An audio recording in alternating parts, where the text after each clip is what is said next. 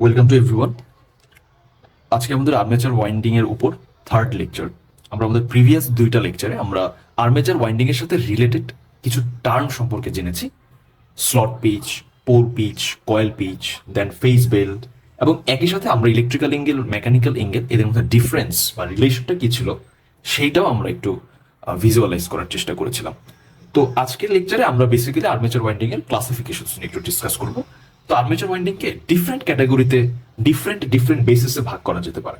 আচ্ছা, তো আমি ফার্স্ট যে ক্যাটাগরিতে আসবো, এইটা হচ্ছে অ্যাকচুয়ালি ফেস কানেকশনের উপর করা হয়েছে।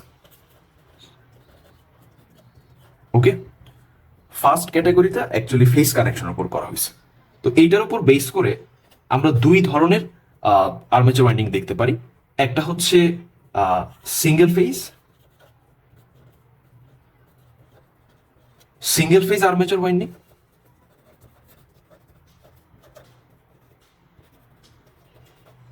আরেকটা হলো পলিফেজ আর্মেচার ওয়াইন্ডিং। ওকে,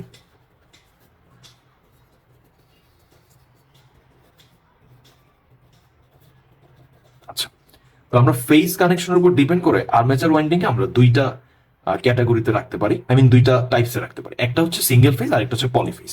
বিষয়টা খুবই নর্মাল, খুবই ইজি, এটা নিয়ে এত মানে আহামরি কিছু না। এটা এক কথায় যদি বলি, আমরা আমাদের প্রিভিয়াস লেকচারের অনেক জায়গায় আমরা সিঙ্গেল ফেজ কানেকশন নিয়ে এক্সাম্পল দেখেছি এবং আমরা থ্রি ফেজ কানেকশন নিয়েও এক্সাম্পল দেখেছিলাম যে আসলে কিভাবে থ্রি ফেজ ইএমএফ প্রোডাকশন করা যেতে পারে।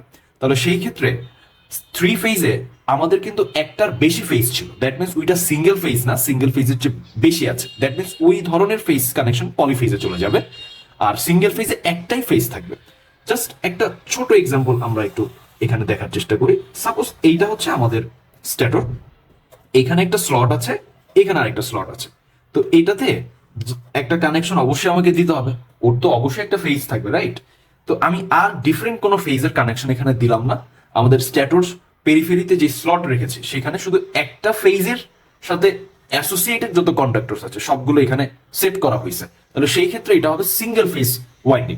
আর আমি যদি এটা না করে, লাইক আমরা যখন থ্রি ফেজ কানেকশনের এক্সাম্পল দেখেছিলাম তখন আমরা এরকম কিছু দেখেছিলাম যে লাইক 120 ডিগ্রি মেকানিক্যালি ওরা ডিস্টেন্সের থেকে তিনটা ফেজ কানেকশন থাকতো, এটা এ, এটা বি, এটা সি। ওদের কোরেসপন্ডিং আরেকটা স্লট এখানে রাখা লাগে অপোজিটে, ঠিক 180 ডিগ্রি অপোজিটে। বি এর জন্য আসবে হচ্ছে বি প্রাইম। তো এখানে এখানে কিন্তু তিনটা ফেজ আছে, A phase, B phase, C phase. তাহলে এখানে যে ওয়াইন্ডিংটা সেট করা হয়েছে এইটা কিন্তু একটা পলিফেজ ওয়াইন্ডিং এ যাবে। তাহলে three phase, four phase, I mean সিঙ্গেলের ফেজের চেয়ে বেশি, একের চেয়ে বেশি হলেই সেটা পলিফেজ। Okay, that's it. তো ফেজ কানেকশনের উপর ডিপেন্ড করে single phase, polyphase armature winding পাওয়া যায়। এটা তেমন আহামরি কিছু না যে বুঝাই যাচ্ছে না বিষয়টা, তা না। আই থিঙ্ক এটা খুবই ইজি একটা বিষয়। আচ্ছা, এরপরে যেই ক্যাটাগরিটিতে আমরা যাব সেটা বলা যেতে পারে এটা খুব ইম্পর্টেন্ট একটা বিষয়, এটা বোঝাটা। তো এই বেসিসে আর্মেচার ওয়াইন্ডিং কে, সেকেন্ড যে বেসিসটা নিয়ে আমরা কথা বলতেছি, এই বেসিসের উপর আর্মেচার ওয়াইন্ডিং কে দুইটা টাইপে ভাগ করা যায়। একটা হচ্ছে কনসেন্ট্রেটেড ওয়াইন্ডিং। ফার্স্ট যেটা আসবে সেটা হচ্ছে কনসেন্ট্রেটেড ওয়াইন্ডিং।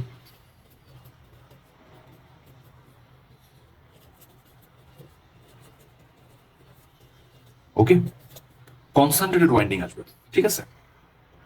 ওকে, ফাইন। তাহলে এই কনসেন্ট্রেটেড ওয়াইন্ডিং এর কথা যদি বলি, এইটার আবার এটা সম্পর্কে পড়তে গেলে আসলে আমাদের বেশ কিছু জিনিস জানা লাগে। আরেকটা হচ্ছে ডিস্ট্রিবিউটেড ওয়াইন্ডিং।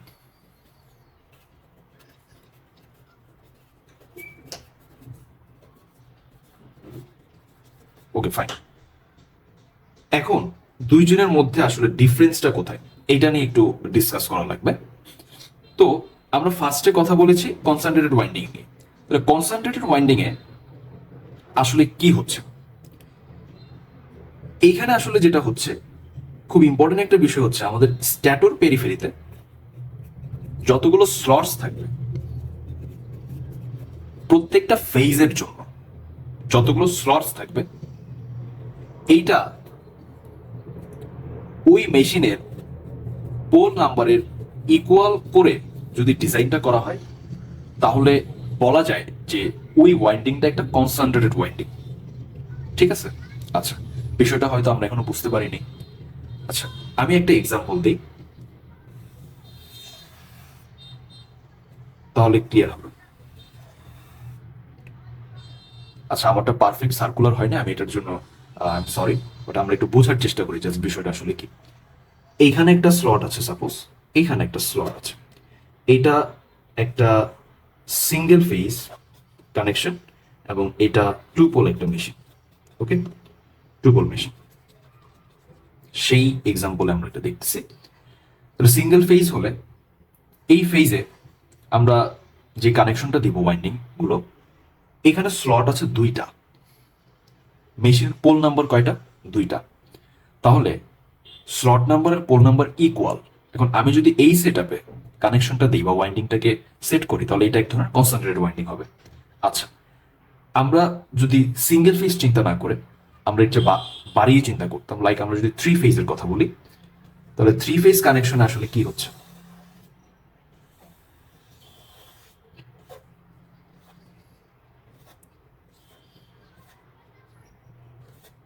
এরকম হচ্ছে, রাইট? এটা A, A prime, B, B prime, C, C prime. Okay, এইখানে আসলে কি হচ্ছিল? এখানে এটাও হচ্ছে আমাদের two pole machine, three phase connection and two pole machine. এইখানে যদি আমরা অবজার্ভ করি একটা বিষয়, যে আমরা যদি বিষয়টাকে এইভাবে বলি, এখানে তো স্লট 6টা আছে বাট পোল নাম্বার তো 2, তাহলে কি এটা কনসেন্ট্রেটেড ওয়াইন্ডিং হবে? আচ্ছা, এখন প্রশ্ন হচ্ছে, না এটাও কনসেন্ট্রেটেড ওয়াইন্ডিং কিভাবে? এটা না আসলে পার ফেজের কথা বলা হয়েছে, পার ফেজ। এখন এখানে তো একটাই ফেজ ছিল, বাট এখানে তো তিনটা ফেজ, তাহলে প্রত্যেকটা ফেজের মধ্যে ওর সাথে অ্যাসোসিয়েটেড স্লট কয়টা? দুইটা না? আর মেশিনের পোল নাম্বারও 2।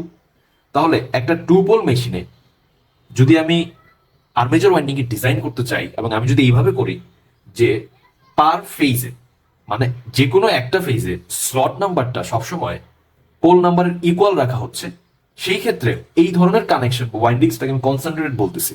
আচ্ছা, কনসেন্ট্রেটেড বলার আসলে রিজনটা কি? এখন একটু বোঝাই।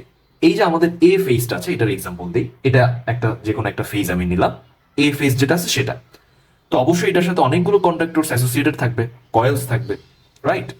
তো এ ফেজের জন্য যতগুলো কন্ডাক্টরস আছে সবগুলোকে কিন্তু এই স্লট দিয়ে আর এই স্লট দিয়েই সেট করা লাগবে। এদিক দিয়ে ঢুকিয়ে পিছন থেকে এনে আবার এদিক দিয়ে বের করতে, মানে এটার মধ্যেই ওকে সবসময় পেঁচিয়ে রাখা লাগবে, রাইট? তো সবগুলো কন্ডাক্টরস একটা সিঙ্গেল স্লটে একসাথে থাকে, তাই এই ধরনের বিষয়, মানে এই বিষয়টাকে আমরা কনসেন্ট্রেটেড বলতেছি, মানে এখানে সবাই ভিড় করে একসাথে আছে, রাইট? আচ্ছা, এখন কনসেন্ট্রেটেড ওয়াইন্ডিং এর জন্য এই বিষয়টা আমাকে একটু খেয়াল রাখতে হবে, যে আমরা যদি স্লট নাম্বারটাকে পার ফেজে যতগুলো স্লট নাম্বার অ্যাসোসিয়েটেড থাকবে এটার সাথে, এটা যদি আমাদের মেশিনের পোল নাম্বার ইকুয়াল হয়, তখন এটা কনসেন্ট্রেটেড ওয়াইন্ডিং এ চলে যাবে। আচ্ছা, এখন বিষয়টা হচ্ছে, যদি এটা ফোর পোল মেশিন হইতো, এটা ফোর পোল মেশিন হলে এটাকে কিন্তু আর কনসেন্ট্রেটেড ওয়াইন্ডিং বলা যাবে না, তাহলে কি আমি ডিস্ট্রিবিউটেড ওয়াইন্ডিং বলবো? না, সেটাও আসলে বলা যাবে না, কারণ ডিস্ট্রিবিউটেড ওয়াইন্ডিংটা কি সেটা নিয়ে আমরা এখন আসবো। তাহলে আমরা ফার্স্টে কনসেন্ট্রেটেড ওয়াইন্ডিংটাকে সেটা নিয়ে ডিসকাস করলাম। আচ্ছা, ডিস্ট্রিবিউটেড ওয়াইন্ডিং এর যে কনসেপ্টটা, তার মানে স্লট নাম্বার পোল নাম্বারের ইকুয়াল হবে না, কিন্তু কে বেশি হবে আর কে কম হবে এটা আবার ফিক্সড হয়ে আছে, ঠিক আছে? এই জন্য এই বিষয়টা আমাদের একটু খেয়াল রাখতে হবে। আমরা এখন ডিস্ট্রিবিউটেড ওয়াইন্ডিং নিয়ে একটু কথা বলি। এইখানে পার ফেজে যে স্লটস নাম্বার আছে, এইটা আমাদের পোল নাম্বারের চেয়ে বেশি হয়, ঠিক আছে? পার ফেজের স্লট নাম্বার থেকে স্লট নাম্বার গুলো পোল নাম্বারের চেয়ে বেশি হবে। আচ্ছা, ওকে ফাইন। একটা এক্সাম্পল দিয়ে আমরা বিষয়টাকে বোঝার চেষ্টা করি। আমরা একটা থ্রি ফেজ কানেকশন নিচ্ছি, ওকে? তাহলে জাস্ট থিঙ্ক যে আমরা জাস্ট এ ফেজটাকে শো করতেছি, ওকে? তাহলে এই এ ফেজের সাথে আমি যদি এটা টু পোল মেশিনের কথা বলি, এটা কিন্তু এখনো কনসেন্ট্রেটেড ওয়াইন্ডিং এর মধ্যে আছে, বাট আমি যেটা করলাম যে না, আমি আসলে এ ফেজের সবগুলা কন্ডাক্টরসকে আমি একসাথে একই স্লটে রাখবো না, ঠিক আছে? আমি চাচ্ছি না যে এইভাবে রাখতে, আমি চাচ্ছি, আমরা তো জানি যে ফেজ বেল্ট বলতে একটা কথা আছে। তাহলে ফেজ বেল্ট বিষয়টা কি, আমরা এটা প্রিভিয়াস লেকচারে দেখেছিলাম, যে আসলে আমরা এইভাবে একটা ভাগ করে দিই, রাইট? প্রত্যেকটা ফেজের জন্য একটা ভাগ থাকে। আমি এখানে আমাদের আঁকার মধ্যে একটু প্রবলেম আছে, আমি র্যান্ডম এঁকেছি। তো এই অ্যাঙ্গেল গুলো কিন্তু ইকুয়াল, রাইট? প্রত্যেকটা অ্যাঙ্গেলই আসলে ইকুয়াল, যেটাকে আমরা ফেজ বেল বলতেছিলাম। তাহলে এই ফেজের জন্য একটা এক্সপেনশন ফিক্সড থাকে, বি ফেজের জন্য ফিক্সড থাকে, সি ফেজের জন্য ফিক্সড থাকে। তো আমি চাইলে এখন যেটা করতে পারি যে এই একটা স্লটের মধ্যে সবগুলো কন্ডাক্টরসকে না রেখে আমি চাইলে আরো কিছু স্লট এখানে ইন্ট্রোডিউস করতে পারি ফেজ এ এর জন্য যে এক্সপেনশনটা ফিক্সড হয়ে আছে সেটার মধ্যে, সেই বাউন্ডারির মধ্যে। ঠিক একইভাবে এগুলোর কোরেসপন্ডিং স্লট এখানেও আসবে। এখন এটা আমার ইচ্ছা, আমি যত বড় ডায়ামিটার নিব আমার স্পেস তত বেশি থাকবে, আমি তত বেশি স্লট ইন্ট্রোডিউস করতে পারবো। আচ্ছা, তাহলে এখন কিন্তু এ ফেজের মধ্যে যতগুলো কন্ডাক্টরস আছে সবগুলোকে কিন্তু শুধুমাত্র একটা স্লটের মধ্যেই রাখা লাগতেছে না, আমরা চাইলে বাকি স্লটগুলোর মধ্যেও ওইগুলোকে সেট করতে পারতেছি। তাহলে এইভাবে প্রত্যেকটা ফেজের সাথে যতগুলো কন্ডাক্টরস আছে সেইটা আমরা একটা স্লটের মধ্যে না রেখে আমরা ডিফারেন্ট আরো কিছু স্লটের মধ্যেও রাখতেছি, মানে আমরা ডিস্ট্রিবিউট করে দিচ্ছি। এইভাবে প্রত্যেকটা ফেজে যদি করা হয় তাহলে পুরো ওয়াইন্ডিংসটাকে আমরা বলবো একটা ডিস্ট্রিবিউটেড ওয়াইন্ডিং। ওকে, আচ্ছা, এখন কথাটা হচ্ছে এটা কি আমি আমার মন মতো করতে পারবো? না, এটা মন মতো করা যাবে না। এখানে ডিস্ট্রিবিউশনের জন্য ডিস্ট্রিবিউশন ফ্যাক্টর আছে। হ্যাঁ, কিভাবে কি বিহেভিয়ারে করবে, লাইক আমরা যখন ফ্লাক্স ডিস্ট্রিবিউশন পড়েছিলাম এয়ার গ্যাপে, এমএমএফ অ্যান্ড ফ্লাক্স ডিস্ট্রিবিউশন আমাদের প্রিভিয়াস একটা লেকচারে, তখন আমরা বলেছিলাম যে আমাদের স্লটস গুলোকে একটা সাইনোসয়েডাল বিহেভিয়ারে যদি অ্যারেঞ্জ করা যায়, লাইক এরকম একটা রিলেশন আমরা শিখেছিলাম যে এটা ছিল হচ্ছে এরকম কিছু একটা শিখেছিলাম। তো এনসি ছিল হচ্ছে number of কন্ডাক্টরস in the reference slot and number of কন্ডাক্টরস in any slot, যেটা কি ছিল আমাদের রেফারেন্স স্লটে কতগুলো আছে, অ্যান্ড হচ্ছে আলফাটা ছিল সেই স্লটের পজিশন, রাইট? সো রেফারেন্স থেকে কতটুকু এঙ্গেল ক্রিয়েট করেছে, এরকম কিছু একটা আমরা পড়েছিলাম যে একটা সাইনোসয়েডাল বিহেভিয়ারে যদি স্লটগুলোকে রাখা যায় তাহলে হচ্ছে আমাদের জন্য এমএমএফটাকে নিয়ার টু সাইনোসয়েডালি ডিস্ট্রিবিউট করা সম্ভব। ওইখানে আসলে ডিস্ট্রিবিউটেড ওয়াইন্ডিং এর একটা ইউজ, ইভেন হারমোনিক্স এলিমিনেট করা, এগুলোর ক্ষেত্রে ডিস্ট্রিবিউটেড ওয়াইন্ডিং এর ইউজ আছে। এটা আমাদের ফিউচার সেশনস আমরা যখন হারমোনিক্স নিয়ে পড়বো তখন আসবে বিষয়গুলো ডিটেলস, কিভাবে ডিস্ট্রিবিউটেড ওয়াইন্ডিং আসলে আহ, আমাদের ইএমএফ এর ইকুয়েশনকে বা ইএমএফটাকে স্মুথ করতে ইজি, মানে আমাদেরকে হেল্প করে থাকে। তো আপাতত আমরা যেটা শিখলাম, স্লট নাম্বার কিন্তু পোল নাম্বার থেকে বেশি হলে এটা মানে প্রত্যেকটা ফেজে, তাহলে এটা কিন্তু একটা ডিস্ট্রিবিউটেড ওয়াইন্ডিং হয়ে যাবে। তাহলে এটা টু পোল মেশিন এবং এখানে তিনটা ফেজ আছে, প্রত্যেকটা ফেজে কিন্তু স্লট নাম্বার আমাদের পোল নাম্বার থেকে বেশি। লাইক আমি টু পোল মেশিনের জন্য চিন্তা করলে এখানে স্লট আছে তিনটা, আমি চাইলে চারটাও রাখতে পারতাম এরকম কোন একটা বিহেভিয়ার মেনটেন করে। তাহলে সেই ক্ষেত্রে দেখা যেত যে আসলে এটা ডিস্ট্রিবিউটেড ওয়াইন্ডিং এর মধ্যে চলে যেত, এটার কনসেন্ট্রেটেড থাকতেছে না। ওকে, আচ্ছা, এখন কনসেন্ট্রেটেড আর ডিস্ট্রিবিউটেড ওয়াইন্ডিং এর কিছু ডিফারেন্স আছে, এই ডিফারেন্স গুলো নিয়ে যদি একটু কথা বলি তাহলে ফার্স্টে কনসেন্ট্রেটেড ওয়াইন্ডিং এ ম্যাক্সিমাম ইএমএফ ইন্ডিউসড হয়, ঠিক আছে? ম্যাক্সিমাম ইএমএফ ইন্ডিউসড হয়। ওকে, আর এদিক থেকে আমি যদি বলি ডিস্ট্রিবিউটেড ওয়াইন্ডিং এর কথা, এইখানে ম্যাক্সিমাম ইএমএফ পাওয়া যায় না, একটু কম পাওয়া যাবে, ঠিক আছে?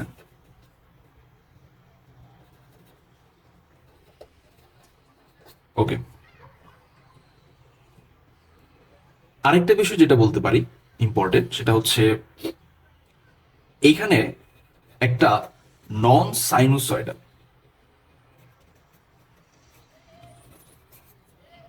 ইএমএফ ইন্ডিউসড হয়ে থাকে, আমরা যে শেপটা দেখি, যেটা আসলে practical case.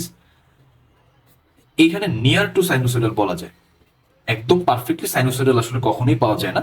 Near to sinusoidal, যেটা এটার সাথে কম্পেয়ার করলে এটা অনেক বেটার একটা সাইনোসয়েডাল শেপ দিবে আমাদেরকে।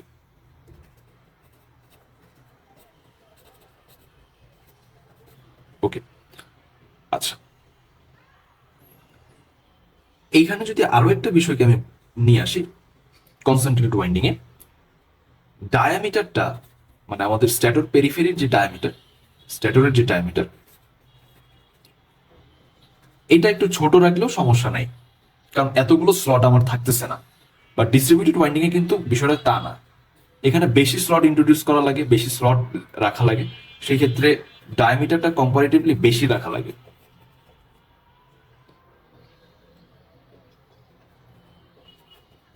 ওকে, সো এইটা আমরা শিখলাম হচ্ছে কনসেন্ট্রেটেড ওয়াইন্ডিং এর জন্য। একটু সংক্ষেপে লিখি, এটা হচ্ছে আমাদের ডিস্ট্রিবিউটেড ওয়াইন্ডিং এর জন্য।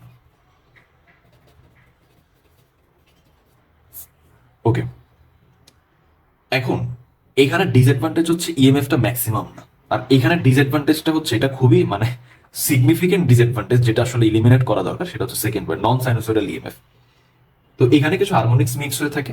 হারমোনিক্স গুলো আসলে আমাদের একটা লোডের মধ্যে আমাদের একটা ইমব্যালেন্সড কারেন্ট ফ্লো তৈরি করবে, একটা কিছু আনএক্সপেক্টেড ভাইব্রেশন তৈরি করবে, যেটা আসলে আমরা চাই না, আমরা ডিজায়ার করি না এরকম কিছু। তো সেই ক্ষেত্রে distributed winding is better then concentrated winding. তবে ডিস্ট্রিবিউটেড ওয়াইন্ডিং এর ক্ষেত্রে আসলে যেটা হয়, ইএমএফটা একটু কম পাওয়া যায়। তবে আমাদের যদি এটাও ডিজায়ার করি যে আমরা যে না ম্যাক্সিমাম ইএমএফ যেটা সেটাই আমার দরকার, এট এ টাইম আমার সাইনোসয়েডালও দরকার, তাহলে সেই ক্ষেত্রে ডিস্ট্রিবিউটেড ওয়াইন্ডিং এ আমাদের নাম্বার অফ টার্নস আরেকটু বাড়াতে হবে। কারণ হচ্ছে নাম্বার অফ টার্নস বাড়ালে আমাদের ইএমএফটা এখানে যেহেতু এমনিতেই কম পাওয়া যাচ্ছে, তাহলে ম্যাক্সিমাম ইএমএফটা যতটুকু কম পাওয়া যাচ্ছে সেটাকে ব্যালেন্স করার জন্য বা সেই পরিমাণ এক্সট্রা পাওয়ার জন্য আমাকে আরো কিছু কন্ডাক্টরস বা টার্নস আমাকে ইন্ট্রোডিউস করতে হবে প্রত্যেকটা কয়েলে, যে কারণে আমাদের কপার ইউজ বা কপার ম্যাটেরিয়ালের পিছনে যে কস্ট, এটা ডিস্ট্রিবিউট ওয়াইন্ডিং এ একটু বেশি হয়, যেটা কনসেন্ট্রেটেড ওয়াইন্ডিং এ হচ্ছে না। তবে ওভারঅল আমরা যদি বলি distributed winding is better option, because আমাদের সেকেন্ড পয়েন্ট আসলে বেশি ইম্পর্টেন্ট। ঠিক আছে, বিকজ এখানে আসলে একটা সাইনোসয়েডাল ইএমএফ বা নিয়ার টু সাইনোসয়েডাল ইএমএফ টা আমাদের জন্য বেশি ইম্পর্টেন্ট একটা ফ্যাক্টর। ওকে, ওকে ফাইন। আমাদের নেক্সট যে বেসিসটা, যে ক্যাটাগরিটা, সেটা হচ্ছে আসলে লেয়ারের উপর ডিপেন্ড করে। ঠিক আছে, তো এইখানে আসলে একটা আসবে হচ্ছে single layer, single layer winding, আর একটা হচ্ছে মাল্টি লেয়ার হতে পারে।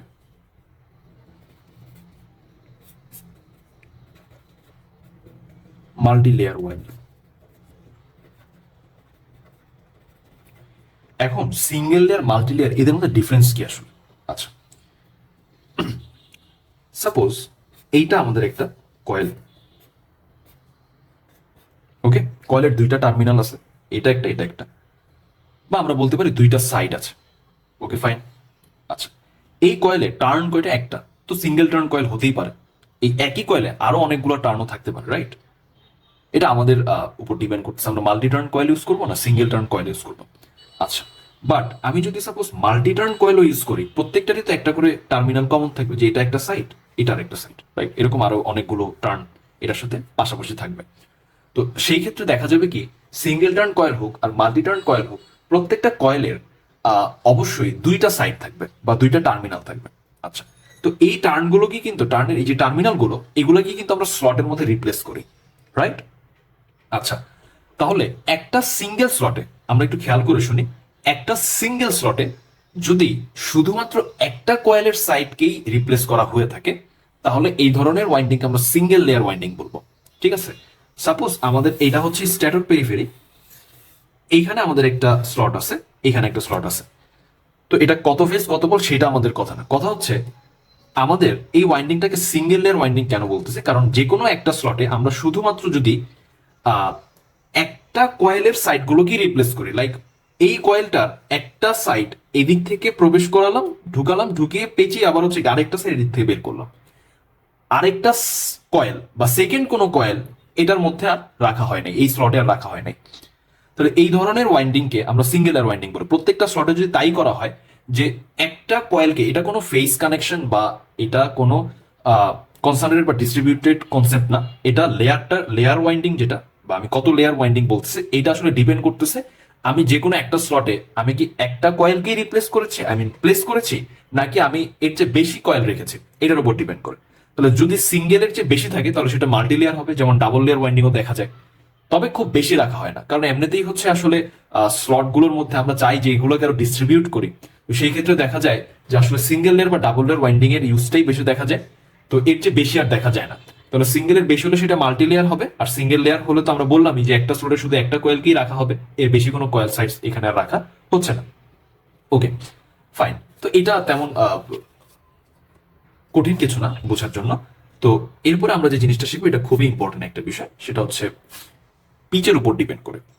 তো একটা হচ্ছে full pitch winding, full pitch winding, আরেকটা হচ্ছে শর্ট পিচ ওয়াইন্ডিং।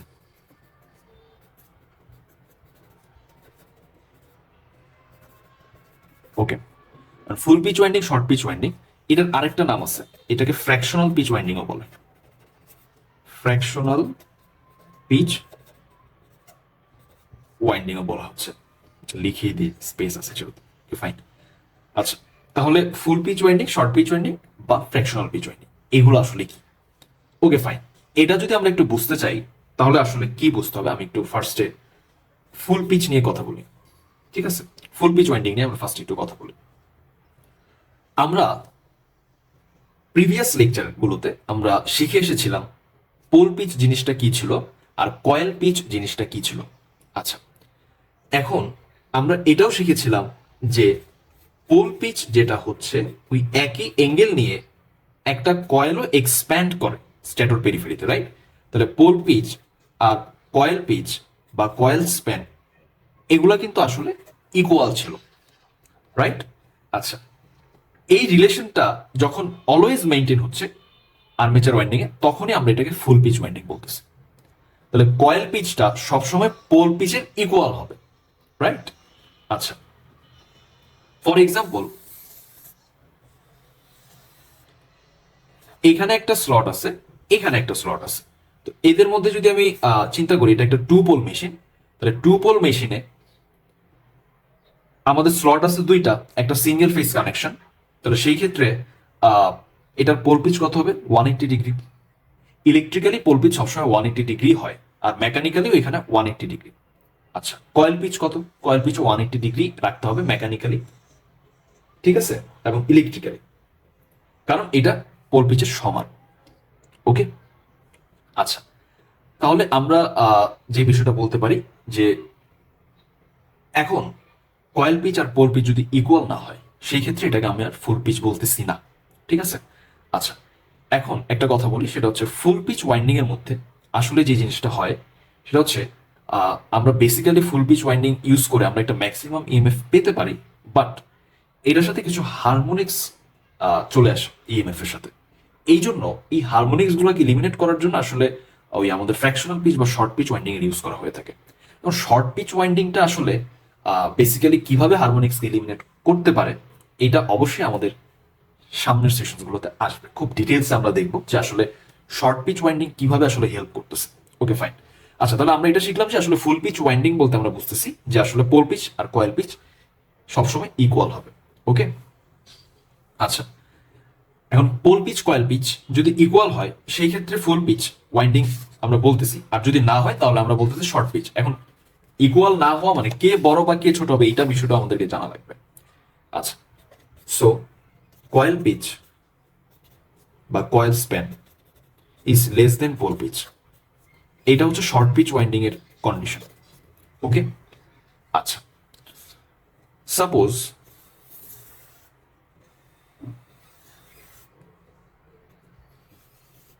জাস্ট আমি একটা হরিজন্টাল ভার্টিক্যাল এক্সেস দিলাম, আমাদের এই ইয়েটা হচ্ছে একটা টু পোল মেশিন।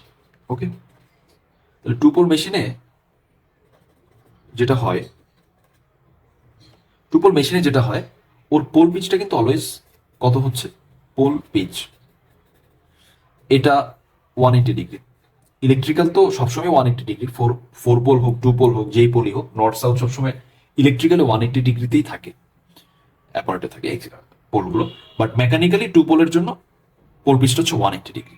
আচ্ছা, তাহলে আমি এইখানে যদি একটা স্লট রাখি, রাইট, কয়েলের একটা সাইড এখানে রাখি, তাহলে আরেকটা সাইডকে পোল পিচের ইকুয়ালি এক্সপ্যান্ড করে যদি আমি রাখি, যে 180 ডিগ্রি ঘুরি এইখানে যদি রাখা হইতো, তাহলে এইটা ফুল পিচ ওয়াইন্ডিং হিসেবে বলা যেত। বাট আমি সেটা না করে আমি করলাম কি, এইখানে কোনো একটা জায়গায় দিলাম, তাহলে এখন কিন্তু আর আমাদের কয়েলটা পুরো 180 ডিগ্রি নিয়ে এক্সপ্যান্ড করতেছে না, ও এক্সপ্যান্ড করেছে তার চেয়ে ছোট একটা মেকানিক্যাল এঙ্গেল নিয়ে, রাইট?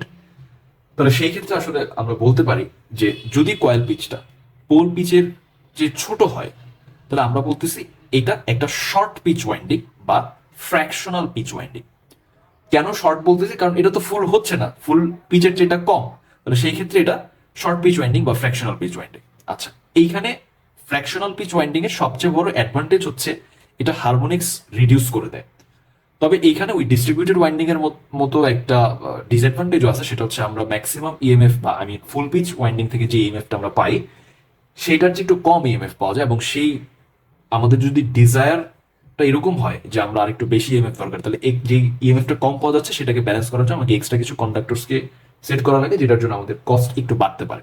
সো হোয়াট এভার, আমাদের ইএমএফ এর মধ্যে হারমোনিক্স এর জন্য যে ডিস্টরশন ক্রিয়েট হয়, এই ডিস্টরশনটা যেন না আসে, সেটা আমাদের আসলে খুব ইম্পর্টেন্ট একটা পারপাস। সেই ক্ষেত্রে আমরা আসলে শর্ট পিচ ওয়াইন্ডিং বা ফ্র্যাকশনাল পিচ ওয়াইন্ডিংকেই প্রেফার করে থাকি ফুল পিচ থেকে। তো আমরা প্রিভিয়াস যত লেকচার্স দেখেছি সবগুলো আসলে সবগুলো লেকচারে যত এক্সাম্পল ছিল সব ফুল পিচ ওয়াইন্ডিং এর জন্য ছিল। শর্ট পিচ নিয়ে আমরা তেমন ডিসকাস করি নাই, তবে আমাদের ঠিক সামনের যে লেকচার্স গুলো আসবে, ইট almost the next or the, অথবা এটার পরের যে লেকচার, সেখানে আসলে আমরা ফ্র্যাকশনাল পিচ বা শর্ট পিচ ওয়াইন্ডিং কিভাবে হারমোনিক্স রিডিউস করতে পারে সেটা নিয়ে ডিসকাস করবো। ওকে।